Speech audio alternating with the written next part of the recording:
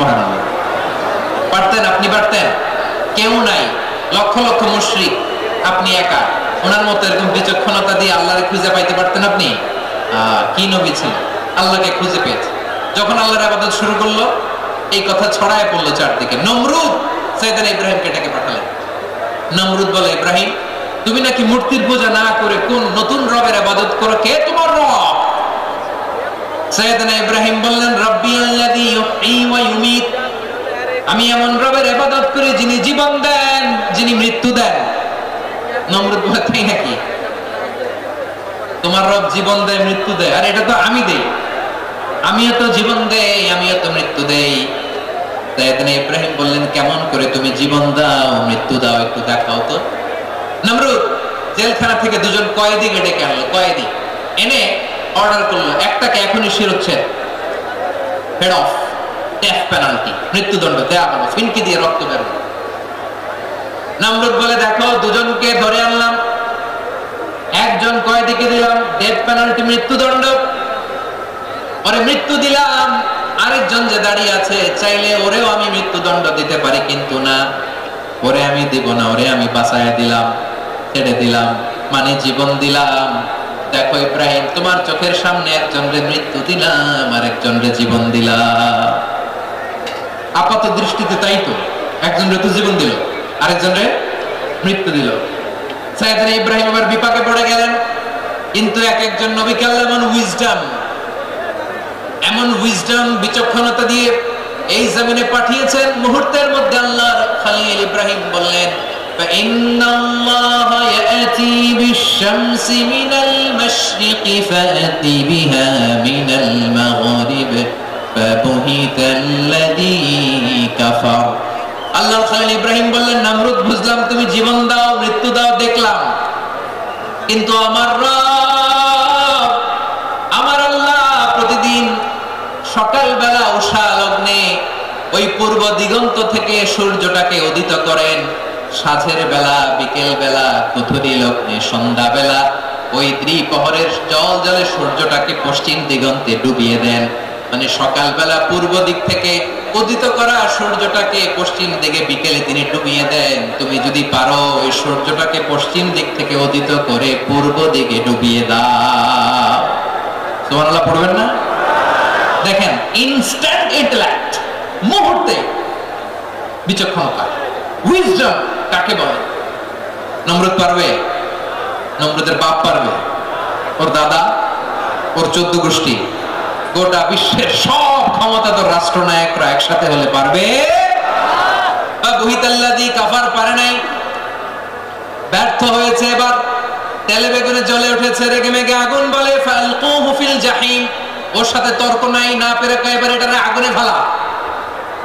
বিশাল বিশাল গাছ কেটে লাকড়ি এনে আগুনের কুণ্ডলি বানানো হলো, দাও দাও দাও দাও করে আগুন জ্বলে। আল্লাহর খলিল ইব্রাহিমকে আগুনে নিক্ষেপ করা হবে।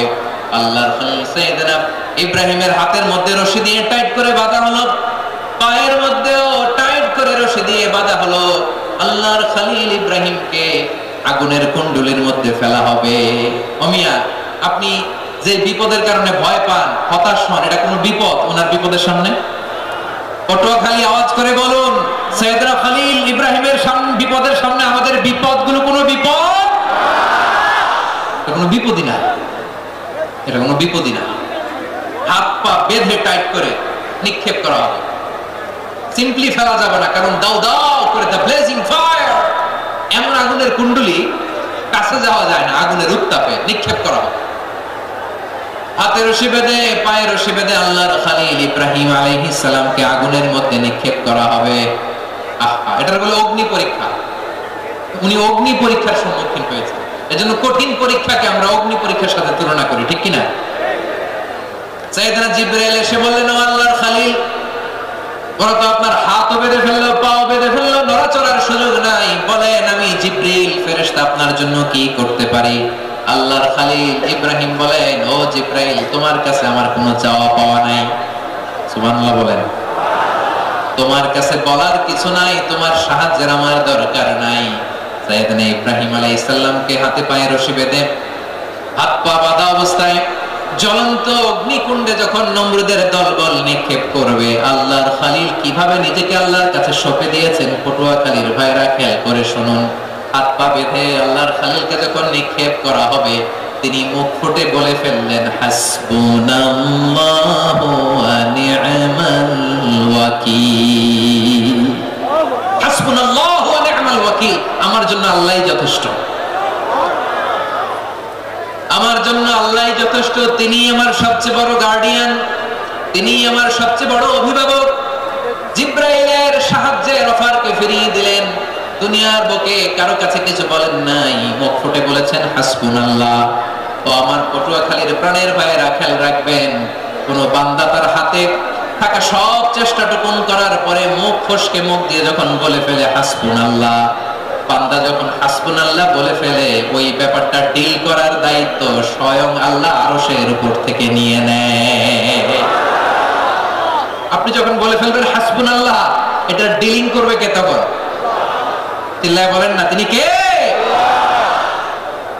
বান্দা তার সাধ্যের সবটুকু চেষ্টার পরে নতজানু হয়ে যখন বলবে হাসবুনাল্লাহ, আল্লাহ তুমি আমার জন্য যথেষ্ট, নি'মাল ওয়াকিল তুমি আমার শ্রেষ্ঠ অভিভাবক, তখন তার কি দরকার না দরকার এটা ডিল করে স্বয়ং আল্লাহ। ধন্যবাদ জানাচ্ছি।